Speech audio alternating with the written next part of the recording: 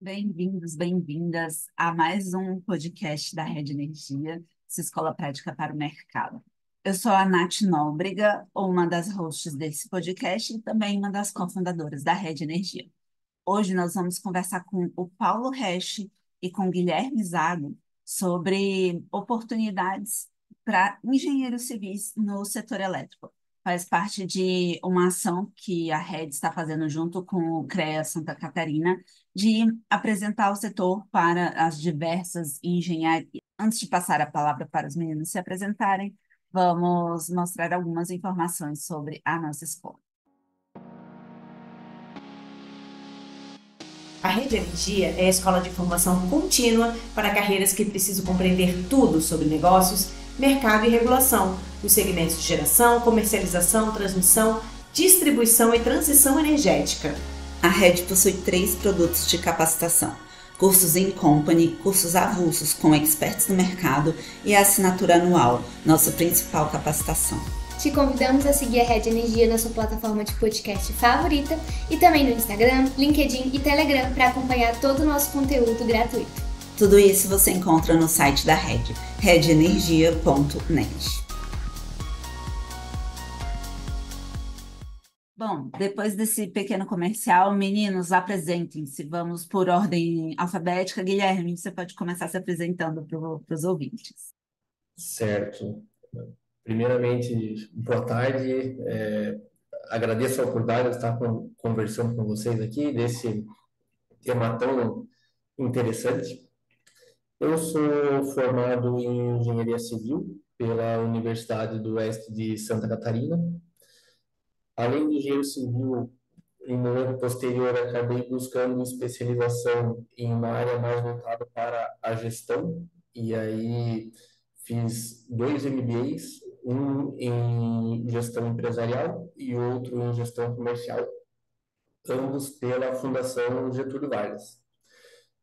E aí, desde quando eu saí da universidade, eu já me deparei com projetos de energias renováveis, porque a minha história ela acaba que ela, ela está junta com a história da minha empresa, que é a Zago Assessoria, e ela é uma empresa que tem a função de trazer soluções inteligentes numa área de infraestrutura, que aí tem diversos componentes, como, por exemplo, loteamentos de condomínios, projetos industriais, e aí um deles é um setor de desenvolvimento de projetos de engenharia civil para obras de engenharia de energias renováveis, bem focado em projetos eólicos e fotovoltaicos. Legal, Guilherme. Então, você é um engenheiro civil que não trabalha só com energia elétrica. Você tem a sua própria empresa, sua consultoria, que segue vários ramos, né? Isso. O de energia elétrica, ela acaba sendo um dos principais. Tá? Legal. Bom, Paulo, e você? Além de ser professor na Rede Energia, apresente-se. Bem, boa tarde, pessoal. Também inicialmente agradecer ao convite da Nath e das outras meninas, do Guilherme também, por participar aqui. Bem, meu nome é Paulo Renato, eu sou engenheiro civil de formação. Eu me formei em 2014 e 15 em engenharia civil aqui na Universidade Federal do Paraná, em Curitiba, e eu segui para a especialização em energias renováveis, né, na Universidade Tecnológica Federal do Paraná, na UTFPR, no antigo Cefet, e encerrei um ano e pouco o meu mestrado em estudos energéticos, que eu também fiz na UFPR, aqui em Curitiba. E aí, além da atuação da parte da rede, né, com os temas relacionados às tarifas de transmissão de energia elétrica, né, do programa nodal em específico, eu dou aula na pós da PUC Paraná. E ah, faço parte de uma empresa, né? Sou sócio-diretor de engenharia da Datlas, que é uma empresa de tecnologia que atua no segmento. E aí, até um pouco antes de, de a gente passar para a parte de umas perguntas, né? Enfim, é um tema que, desde o começo, eu, como engenheiro civil, me chamou muita atenção, porque na especialização, né, que eu fiz em engenharia de energias renováveis, de uma turma de 25 pessoas, eu era o único engenheiro civil, né? Então, assim, a gente acaba sentindo um pouco da falta da engenharia civil nas atividades de inteligência de mercado, né, que é onde eu atuo hoje, mas e prejudica um pouco por conta da multidisciplinaridade do setor, né? Mas é algo que a gente vê pouco, assim, né? Engenheiro civil entrando em outras áreas do segmento de energia, né? E no mestrado também, né? Tem uma linha de pesquisa ali que é de estudos energéticos, e quando eu peguei os temas das dissertações, a gente vê que a maioria acaba escapando desse tema, né? Então, vai ser super interessante e agradeço o convite e participar com vocês. Paulo, interessante esses pontos. Eu já vou desviar aqui do nosso roteiro e perguntar uma coisa assim. Por que que você acha que tem poucos engenheiros civis ali na sua especialização, no próprio setor elétrico como um todo, né? De fato, eu não Uhum. conheço tantos assim quanto engenheiros eletricistas, engenheiros de energia. Em que momento da sua carreira você se deparou com o mercado de energia, com essa questão da inteligência de mercado, que é outra coisa que eu quero que você explique para os ouvintes também. O que que seria essa inteligência de mercado? Ela não é, então, a parte de obras civis dentro do setor elétrico, né? Bom, são várias Isso. perguntas. Não, perfeito. Mas é exatamente isso. Bem, pro pessoal que acaba não conhecendo um pouco a engenharia civil, dentro do curso de engenharia, as matérias elas são divididas em três grandes áreas, né? Tem tanto o departamento de transportes, que aqui na UFPR é o DTT, tem o departamento de construção civil, que é o DCC, e tem o DHS, que é de hidráulica e saneamento. E o aluno vai fazendo as matérias ali e ele escolhe uma dessas áreas para fazer o TCC. E aí tem muita pouca disciplina focada no segmento de energia, né, de fato. A única que chega um pouquinho perto, né, são duas optativas, né, uma optativa é de barragens, né, e a outra optativa é de direito e energia. Então, são duas optativas que puxam um pouco para o segmento de energia. Mas fora isso, né, acaba faltando um pouco dessas matérias. E aí, né, quando eu comento de inteligência de mercado, um pouquinho diferente da elétrica e da mecânica, na engenharia civil a gente tem topografia. Começa a ter informações vinculadas ao georreferenciamento, né? Então, tem uma sensibilidade maior no final do curso do que um engenheiro eletricista relacionado ao posicionamento dessas informações, como elas se conversam no espaço. E aí eu caí meio que sem querer nessa área. Então, eu fui aprovado num processo seletivo de estágio, e aí eu comecei a atuar no Departamento de Planejamento da Expansão da Geração, né, no DPEG. E ali, sim, ali é o setor responsável, que era responsável pela expansão da geração da Copel. Então, ela fazia ou aquisição, né, os M&As de parques eólicos, né, na época, que foi entre 2010 e 2011, mas também participava de leilão de energia nova.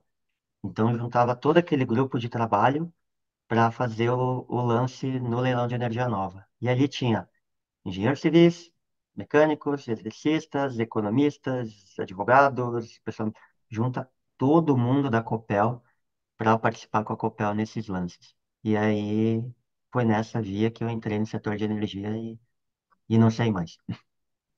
Legal, então a gente já tem mais uma informação aqui para os engenheiros civis que ainda não conhecem o setor. Além do trabalho da Zago Consultoria, né, Guilherme, que está ali em vários segmentos além da energia, a gente tem o Paulo que trabalha com algo que não é diretamente ligado à construção civil, né? Mas que também, como engenheiro, se encaixou muito bem no setor elétrico, a ponto de ter uma optativa de direito da energia no trabalho, né? Porque, assim, é uma coisa, é interessante para nós engenheiros nos depararmos com matérias de direito, né? Eu acho que ninguém pensa que isso vai acontecer ao longo da faculdade. Eu mesma nunca imaginei.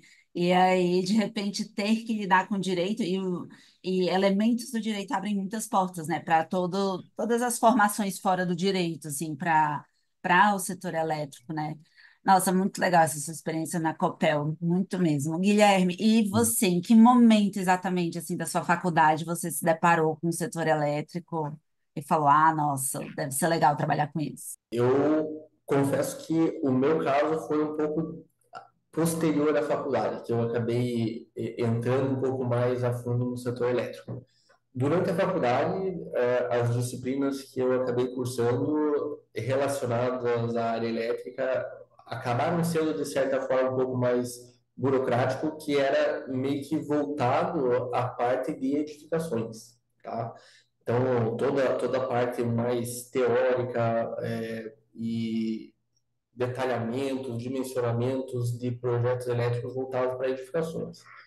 O que acontece é que, pensando em projetos de geração e de transmissão de energia, as áreas de engenharia civil que meio que estão interligadas com essa área de energia, elas estão muito, mas muito parecidas mesmo com qualquer outra área de infraestrutura.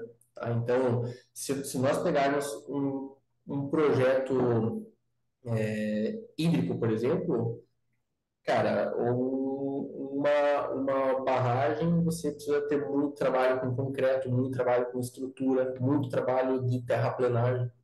E essas questões, elas acabam que, invariavelmente, para todo tipo de fonte de energia, a gente tem obra civil. E elas acabam que elas estão interligadas de certa forma. Então, o meu caso de entrada no setor energético, ele ocorreu também um pouco por acaso, em que lá no início dos projetos de renováveis de eólica, que estão aí por volta aí de 14, 15 anos atrás, alguns dos primeiros empreendimentos surgiram aqui em Santa Catarina. E aí, as empresas que vieram para cá precisavam de serviços relacionados à topografia, que o Paulo estava citando, e a nossa empresa ela já praticava esse tipo de atividade. E aí nós começamos a fornecer esse tipo de serviço. E aí, ao longo do tempo, a gente foi vendo que as mesmas empresas começaram a necessitar de complementos dos nossos trabalhos, que seria basicamente a adição de trabalhos de engenharia. Tá? Então, no nosso caso, foi com o desenvolvimento de projetos básicos e executivos, né? Agora, existe uma infinidade de outras empresas que atuam, né, além dos projetos. E no nosso caso, nós entramos dessa forma. Então, a partir de um determinado momento, começamos, além da topografia, ofertar projetos de engenharia.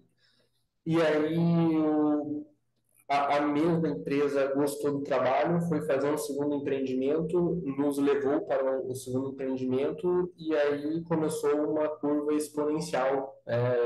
Ao longo dos anos, aí, nós fomos criando um nome no mercado, então conhecendo diferentes construtoras, diferentes empreendedoras e hoje estamos aí espalhados pelo Brasil. Legal. Então você acabou ficando na área civil mesmo, no setor Isso, elétrico e dentro da civil. exato. É porque o que ocorre é que a necessidade de civil dentro do setor elétrico, ela é como se fosse as mesmas necessidades de qualquer outra infraestrutura, tá? Então, a minha percepção, ela até, de certa forma, ela é um pouquinho diferente do Paulo, porque a gente fez o processo inverso. Até tem muitos colegas, amigos que saíram da universidade engenheiros civis e hoje atuam espalhados aí em obras de energia. Entendi. Guilherme, deixa eu aproveitar e tirar uma curiosidade. A base de uma torre eólica, ela é de concreto ou ela é uma peça, assim como as pás? De concreto, e aí entra em questão a particularidade de cada local, porque não é sempre o mesmo formato, o mesmo tipo de fundação, tá? Então, se a gente pegar o Brasil, tá? O Brasil aqui, ele, diferente de outros lugares no mundo, é um país com dimensões quase que continentais, né? Então, se a gente for projetar ou construir uma torre no Rio Grande do Sul, na Bahia ou no Rio Grande do Norte, são situações completamente diferentes, tá?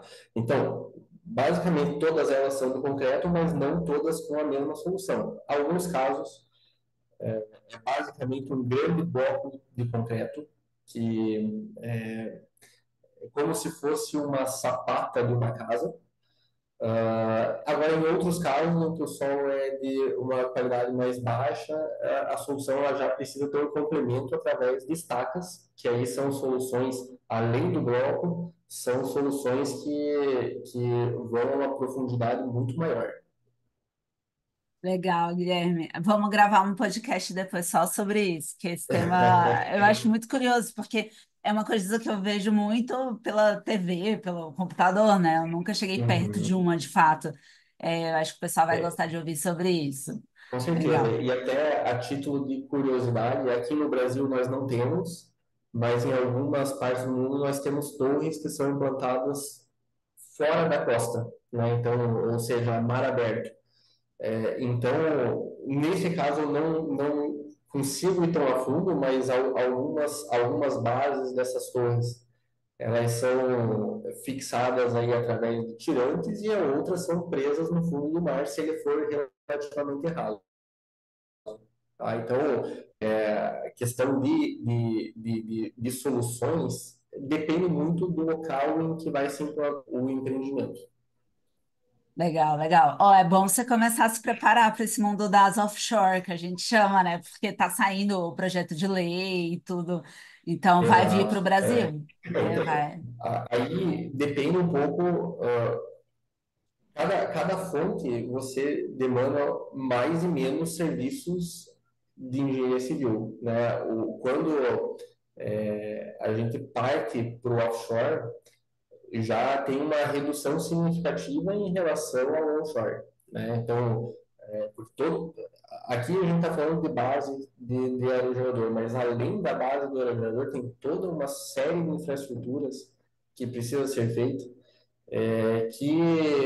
basicamente preparar uma área para que os engastes consigam içar as peças, que elas são pesadas e precisa levar uma altura grande. Dependendo da situação, levar essa infraestrutura normalmente em regiões inóspitas, totalmente acidentado. Então, tem muitas outras dificuldades e, lógico, o que mais aparece, o que fica mais visível é o tamanho das fundações dos arejadores, que realmente são muito grandes. Legal, Guilherme, muito legal. Complementando ali o que o Guilherme comentou das offshores, né? É, realmente a demanda de serviço difere, né? Porque também não tem vias de acesso, as vias de acesso são distintas, não tem equipamento, não tem projeto de drenagens quando você está em alto mar, né? Então é bem interessante ele ter pontuado isso, né? Bem bacana. Para o pessoal da engenharia civil que quer começar no setor elétrico e já ser parte de uma vanguarda, é um bom movimento para entrar, né? Um bom movimento para estudar, que todo mundo está começando nisso aqui hoje no país, então fica uma dica. Ô, Paulo, agora que eu já entendi o que exatamente o Guilherme faz, o que que exatamente você faz no seu escritório? Como no trabalho mesmo, formado em engenharia civil, mas hoje você Uhum. trabalha, quando você senta na sua cadeira, você mexe com, ah, eu vejo dados, né? Me fala um pouquinho disso e principalmente o que você quis dizer com inteligência de mercado. Boa, perfeito. Bem, às vezes eu acho que nem minha mãe entende o que eu faço, né? Porque às vezes é um pouquinho difícil explicar. Mas a principal função minha aqui como diretor de engenharia é entender a demanda do mercado de energia, que é dinâmica, né? Entender quais dores dessa demanda de mercado dinâmica precisam ser resolvidas através de dados e, entendendo dessa dor de mercado, com o conhecimento histórico que eu estudo todas as semanas, é identificar quais são os dados, quais são os bancos e como eu correlaciono esses dados para que eu sirva de suporte para as equipes, né? Então, um exemplo, né? A gente abriu a empresa lá em 2019 e, na época, havia uma corrida do ouro relacionado ao desconto da TUST. Então, tinha muita gente e muitos empreendedores, muito desenvolvedor, indo para dentro do Brasil encontrar terras, fazendas, pontos de conexões, né? E locais em que, pô, né, fosse impossível construir essas usinas eólicas e solares majoritariamente, né? E aí, que informação que eles precisavam? Eles precisavam de informação ambiental, informação relacionada à hidrologia, relacionada à geodiversidade, à competitividade por ponto de conexão, né? Entender quem está competindo no meu local. Então, a gente construía esses bancos para dar suporte para essas equipes, no sentido de, ao invés de um desenvolvedor gastar 3 meses lá no interior do Piauí buscando terras, com inteligência de dados, sabendo em qual local do estado ir, quais propriedades analisar, né? Ele fica uma semana em campo, 2 semanas em campo, e não 3 meses, porque ele já sabe qual é a cidade, qual é a região, né? Janaúba, por exemplo, né? É o point da solar fotovoltaica centralizada. Mas, se a fazenda tiver a sudeste do município, é uma região com uma topografia horrível e não tem parque nenhum ali, né? Então, poxa, eu recebi uma proposta de arrendamento maravilhosa para Janaúba, muito barata. Vou pegar o avião e ir lá já, né? Mas chegava lá e essa região era muito muito ruim. Então, com a inteligência de mercado e de dados, ao invés de gastar 3 meses no campo, gasta-se um tempo muito menor e economiza muito dinheiro. E aí, só um outro exemplo, né? É, que isso, acho que acredito que ocorre também com o Guilherme Zago, é no sentido de fazer o projeto para que ele ande só para frente, né?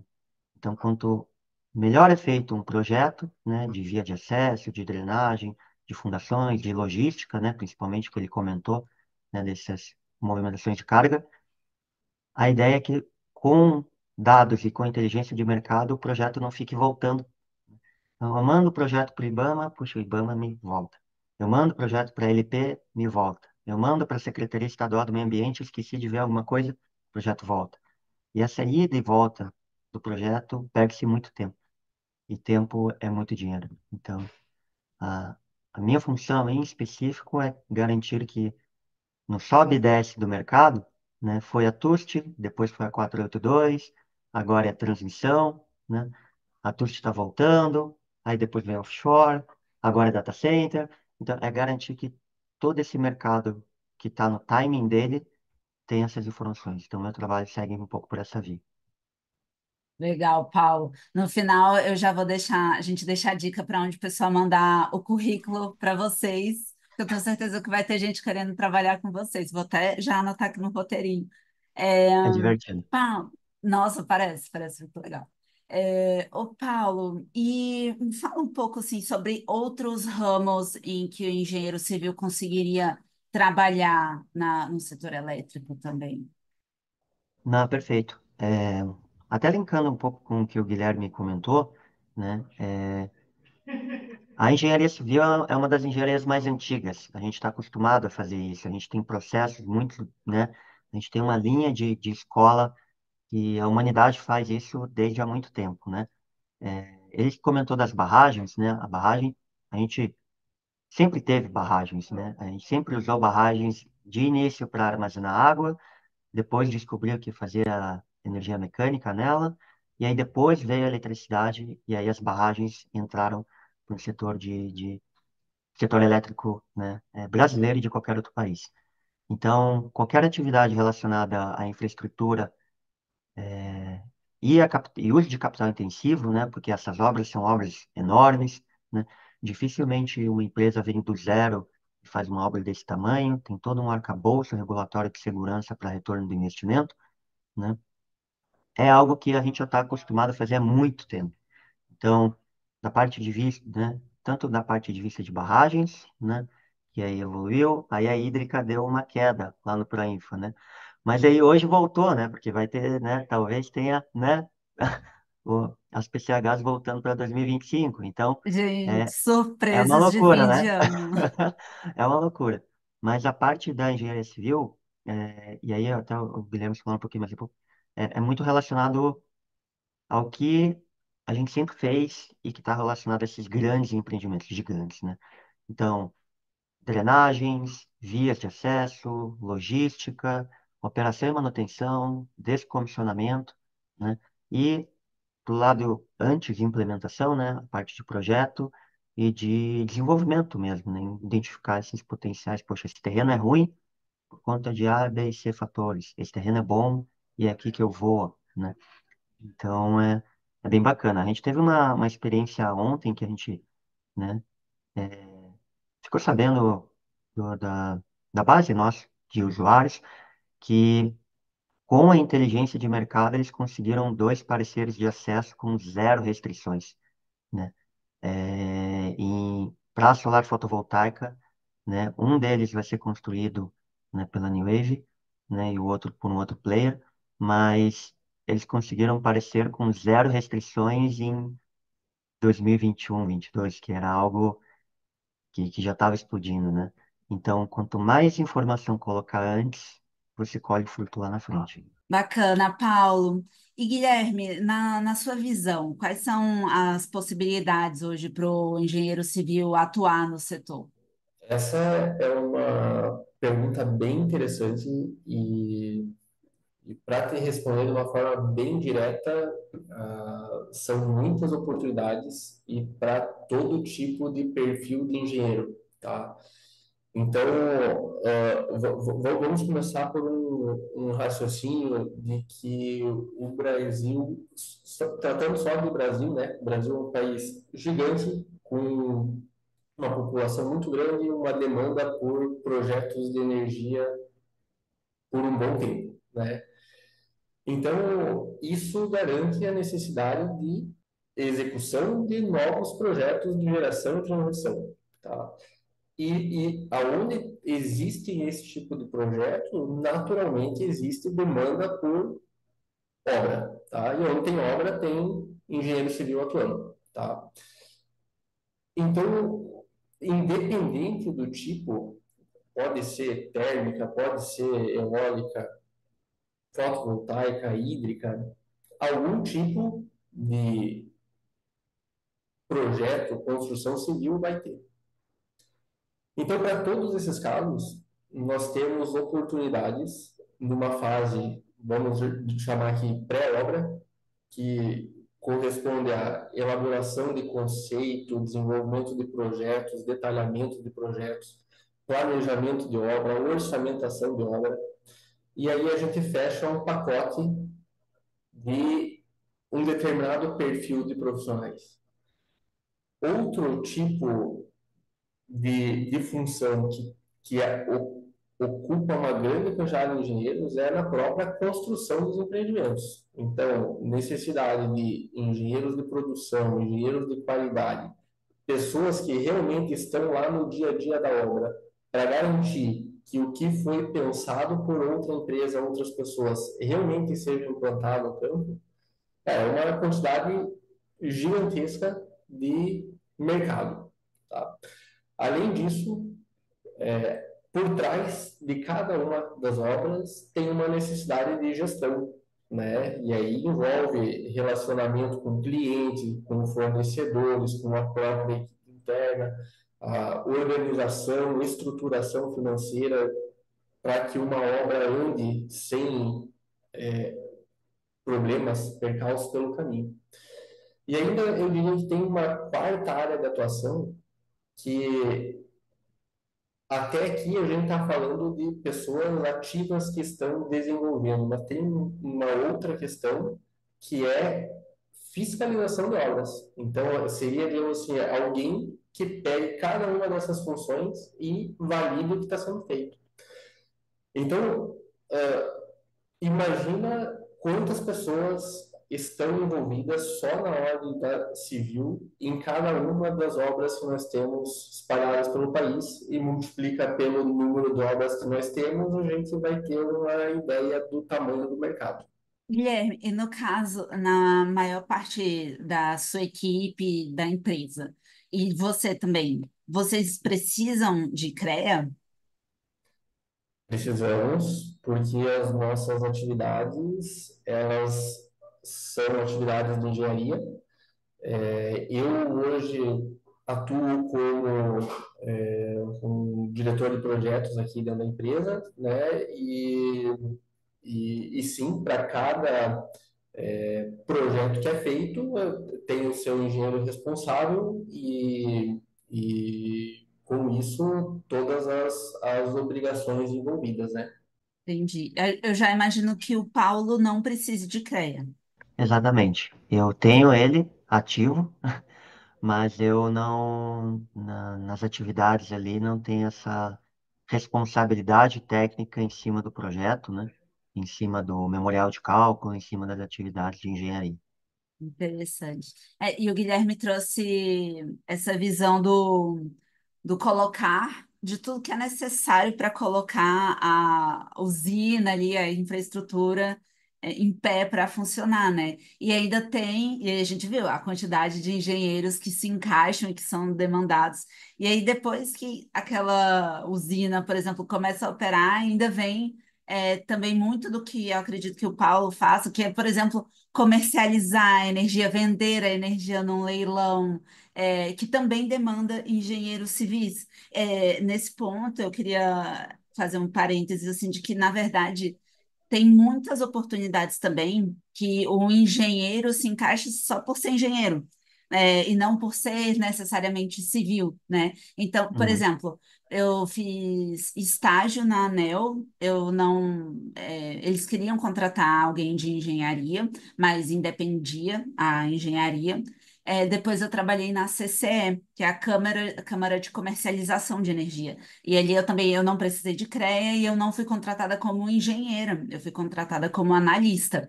Então, mas ainda assim, para aquela vaga eles queriam um engenheiro, né? Então, gente, é muita oportunidade para você sendo engenheiro civil, né? Tem bastante coisa. é. Pode falar.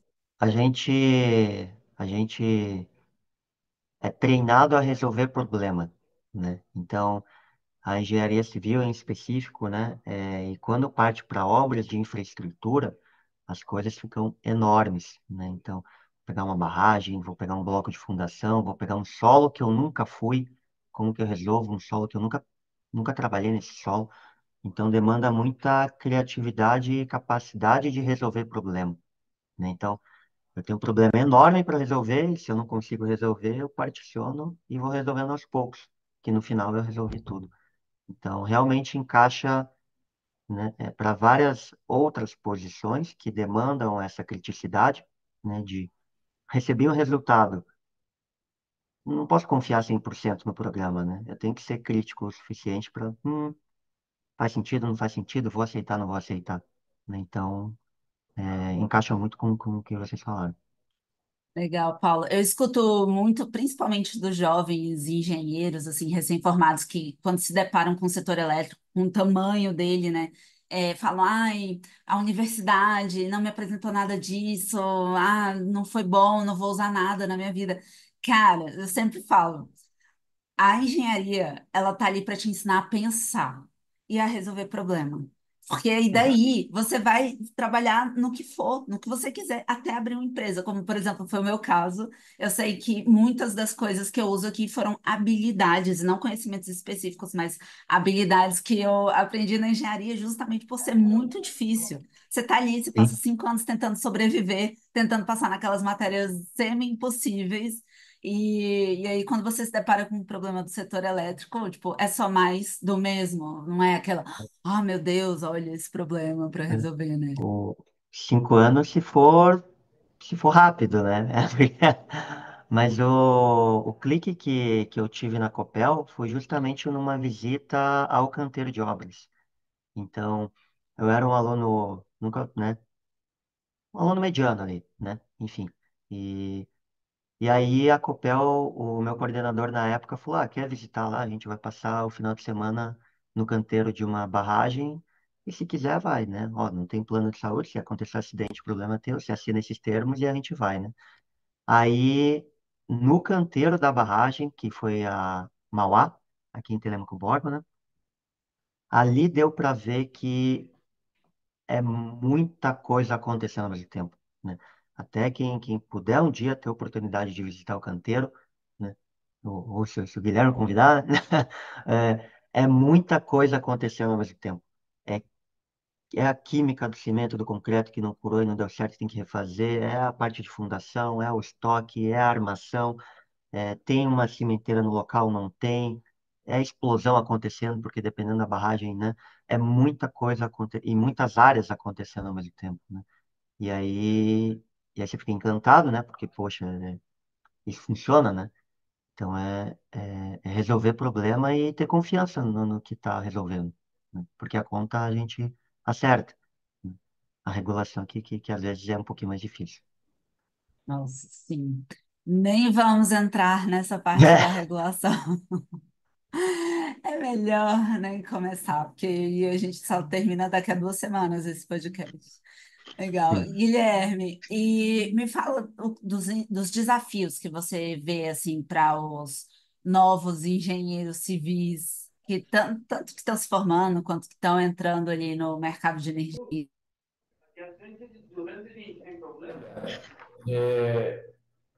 O que eu posso passar como mensagem nesse sentido é que ninguém está pronto quando está começando, né? Então tem que realmente começar, pôr a mão na massa, experimentar, ter experiências, e aí com isso vai adquirindo informação, conhecimento, experiência, porque o que que acontece? O nosso setor de infraestrutura em geral civil, e aí acaba se estendendo naturalmente para a atuação em empreendimentos de energia, é um setor que é bem competitivo, tá? Então, nós temos empresas profissionais muito qualificados, empresas realmente robustas do ponto de vista de tamanho, de estrutura, de profissionais qualificados, que a gente consegue competir no cenário internacional, por exemplo, né? Tem muitas empresas brasileiras com know-how em obras mundo afora, tá? Então, o que eu diria para esse pessoal é relacionado a tentar criar experiências de ter trabalhos, de fazer algo além de apenas uma faculdade burocrática.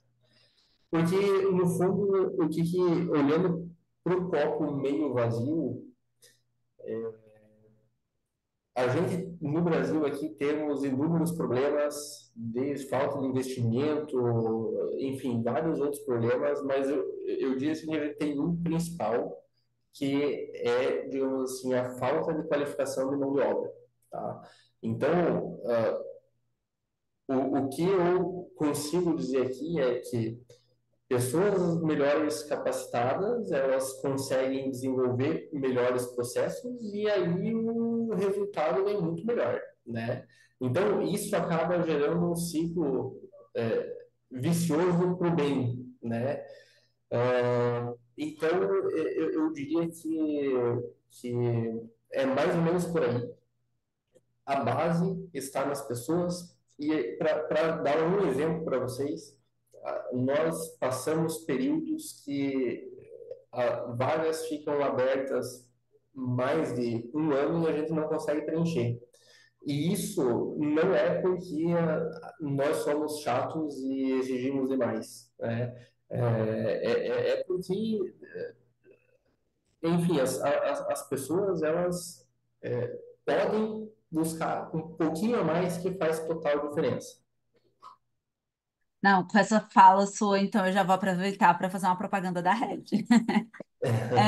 Porque a gente é uma escola de capacitação, né? Para os ouvintes que não nos conhecem ainda, nós capacitamos para o setor elétrico e é bem essa ideia de dar esse algo a mais para o aluno poder falar nas empresas, de, ó, eu estudo, eu me informo, vou além, eu pago, inclusive, pela minha formação, né?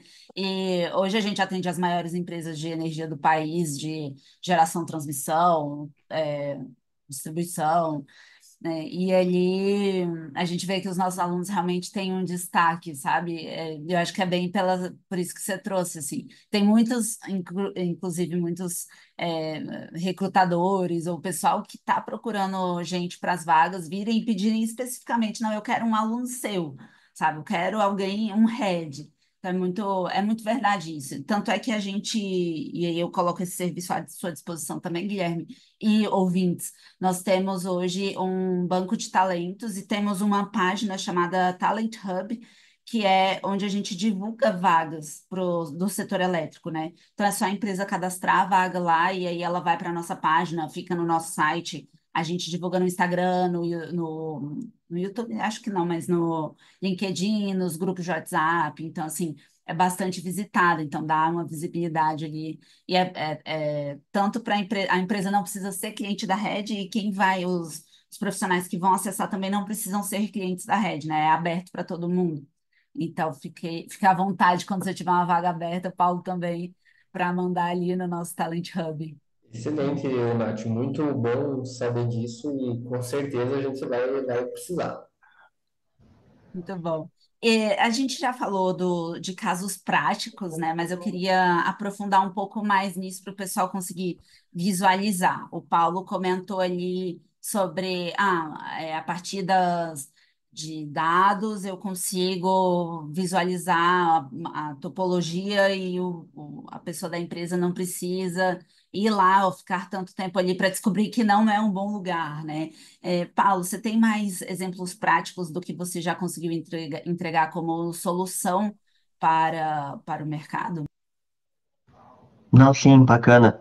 É, aí são dois pontos, né? Um é que a gente nunca vai, né, omitir, tirar a necessidade 100% de um levantamento de campo, porque ele é extremamente necessário, né? Então, quando a gente principalmente para os projetos ali, realmente eu preciso que a topografia seja feita, né? E isso do escritório aqui, a 2.000 quilômetros de distância, não dá para fazer. Então, alguns tipos de serviços, né, a inteligência de mercado não consegue chegar, né? Principalmente do ponto de vista de licenciamento, né, prévio, de instalação, LPL e LO, de coisas que não estão na internet, né? Às vezes tem uma fauna e uma flora específica naquele site, naquele campo, que não existe em banco de dados nenhum, né? E aí nunca a gente, né, exclui essa necessidade plena.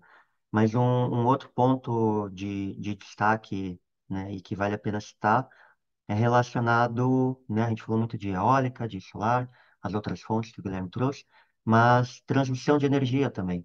Então, a gente teve no primeiro lote desse ano, né, tem, em geral, o primeiro leilão de transmissão do ano é um leilão maior, com muitos lotes, e o segundo tende a ser um pouquinho menor na quantidade de lotes. Mas, né, dentro da linha do tempo de projetos de transmissão, né, a engenharia civil entra logo no começo na definição do traçado da LT, né? Então, tanto o R1, 2, 3, 4, 5, que a EPE faz, né? A EPE faz o R1, daí vai para o Ministério, né? Tem todo aquele trâmite, né? De recebe o papel, analisa os Rs, lança o pote, né? O plano de outorgas, mas tanto o R1 ao quinto, a engenharia civil aparece muito neles, né? Porque o R3 ele vai pegar o R1, 2, 3, ele vai definir qual é o traçado ideal da linha de transmissão, né? E aí a gente pega muita coisa que a gente usou em infraestrutura de transporte e aplica para LT para evitar uma topografia adversa, por exemplo, né? E aí, é, e aí o R5 também, que é custos fundiários, então precisa ir para campo, levantar valores de terra e encontrar essas demandas.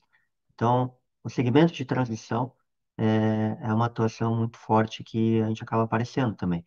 E aí, como exemplo, teve um lote em Minas Gerais em que esses estudos foram feitos, né, foram divulgados pela EPE, né, perfeito, maravilhoso, né, mas a taxa de atualização deles não, a gente publica o R1 e o R5 e perfeito, a gente faz o edital, vai para leilão e vida que segue, né?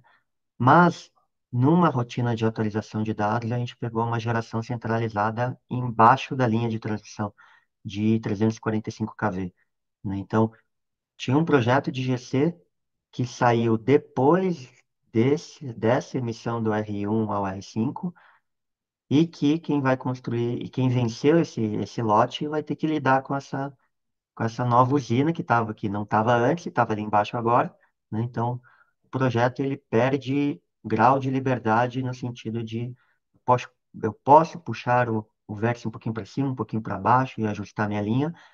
Naquela região específica ele não ia poder, né? Porque essa usina nova saiu.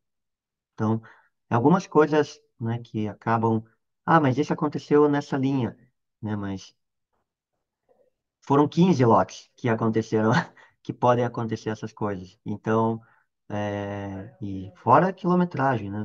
Acho que foram 6, foram 7, 8 mil quilômetros de linhas, né? O que que não acontece nesses 7, 8 mil quilômetros de linhas? E a gente tem que tomar decisão antes, né? Do que, poxa, fiz o projeto vai ser aprovado, e, opa, não viu isso, volta o projeto e arruma. Então, é um dos exemplos que também acaba aparecendo nesse sentido.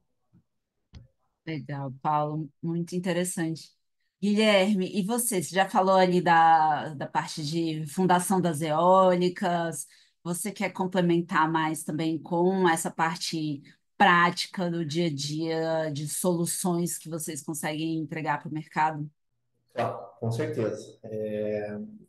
Aqui eu acho que só vale a pena a gente trazer alguns números com relação às nossas consultorias de projetos básicos e executivos. Só de eólica nós já desenvolvemos projetos relacionados de engenharia civil na ordem de 10 gigas, totalizando todos os projetos. E em usinas fotovoltaicas é algo um pouco mais recente, nós estamos aí passando aí dos 2,5, tá? Então isso, nós estudamos aí mais de 70 empreendimentos diferentes ao longo da nossa vida e vimos, não digo de tudo, mas bastante coisa, né? Então, saindo do Rio Grande do Sul ao Rio Grande do Norte, a maioria dos estados brasileiros aí nós já tivemos atuação.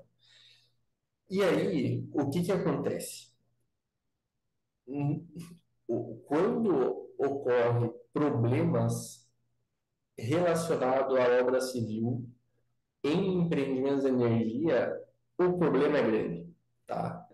Em geral, a dor de cabeça é grande para todo lado. E aí, nós somos muitas vezes contratados para reprojetar problemas em usinas existentes, tá? Eu vou dar um exemplo baseado em uma planta solar que acontece bastante. Planta solar versus drenagem é um dos maiores problemas que nós temos aqui no Brasil. Por quê? Porque uma planta solar, principalmente as de grande escala, ocupam áreas aí na ordem de 500, 1.000, 1.500 hectares, às vezes até mais. Então, imagine um terreno que tem a sua cobertura vegetal, aí quando é iniciado a implantação do empreendimento desse, retira essa cobertura vegetal, muitas vezes retira a primeira camada mais superficial, que é uma camada cheia de raízes, normalmente, que protege o solo, e implanta o empreendimento. Se as soluções de drenagem, tanto em projeto quanto em execução, elas não forem feitas de uma forma organizada e bem conceituada, é problema na certa. Então, quando esse tipo de situação acontece, e aí muitos desses empreendimentos estão situados em regiões que chovem relativamente pouco, mas quando chove, chove muito, no final do período de chuva, nós aqui temos que deixar uma equipe meio que de plantão para atender esse tipo de projeto. E aí o problema pode ser grande. Tem casos que são mais complexos, que para resolver isso, a produção de energia precisa parar, muitas estruturas precisam ser desmontadas para recuperar o sistema de drenagem, para daí remontar toda a infraestrutura eletromecânica. Então, imagina os valores envolvidos, o estresse que é gerado, a pressão, porque tem que ser tudo feito rápido. Isso foi só um exemplo, né, que eu posso falar em que a gente tem uma atuação na recuperação de empreendimentos como esse. Agora, tem inúmeros outros casos, posso citar aqui, que bem próximo da minha casa foi construída uma PCH e a PCH, ela, quando enche o reservatório, ela acaba inundando regiões não previstas. E aí, praticamente na margem da PCH tem uma rodovia. E aí, quando ele está cheio, simplesmente alaga a rodovia e não passa ninguém. Então veja que, assim, problemas básicos da ordem de engenharia civil que poderiam ter sido facilmente resolvidos lá atrás, mas por algum motivo aconteceram, resultam em problemas gigantescos depois, tá? Então, até para fechar, digamos assim, a conclusão dessa questão, que vai de encontro com a resposta que eu dei na pergunta anterior, a base de tudo está nas pessoas e no conhecimento. Bacana, Guilherme. Gente, já encaminhando para o final, eu queria que vocês deixassem o contato de vocês para o pessoal enviar currículo e conhecer também o trabalho de vocês. E uma palavra final, assim, uma mensagem que vocês gostariam que os nossos ouvintes, principalmente o nosso público-alvo aqui, que são ali os recém-formados ou prestes a formar em engenharia civil, que vocês acham que seria importante para eles ouvirem? Vamos começar pelo Paulo, já que a gente começou pelo Guilherme no início. Pode ser, não, perfeito. Bem, acho que a mensagem que fica é que tem, acho que um pouco do que cada um de nós conversamos, né? A gente é treinado para resolver problemas, né? A graduação, que nem o Guilherme bem pontuou, não te dá essa ferramenta final ali para você atuar, né? Poxa, eu quero ser um engenheiro pleno, né? Calma lá, né? Tem uma carreira para você seguir, né? Calma, jovem. Então, mas como o setor de energia, ele muda a cada semestre, é impossível ter um êxito, né? Não gostaria de usar se dar bem, mas evoluir bem na carreira, não tem como evoluir bem na carreira se você não sentar e ler. Então, seja regulação, seja novas práticas de engenharia, seja o que o meu vizinho está fazendo e deu certo, ou o que o meu vizinho está fazendo e não deu certo, né? Então, no segmento de energia, é impossível não estudar, né? O Guilherme ali comentou também que fez a graduação e fez 2 MBAs e segue nos estudos, né? A Nath também, eu também. Então, é impossível não parar de estudar, né?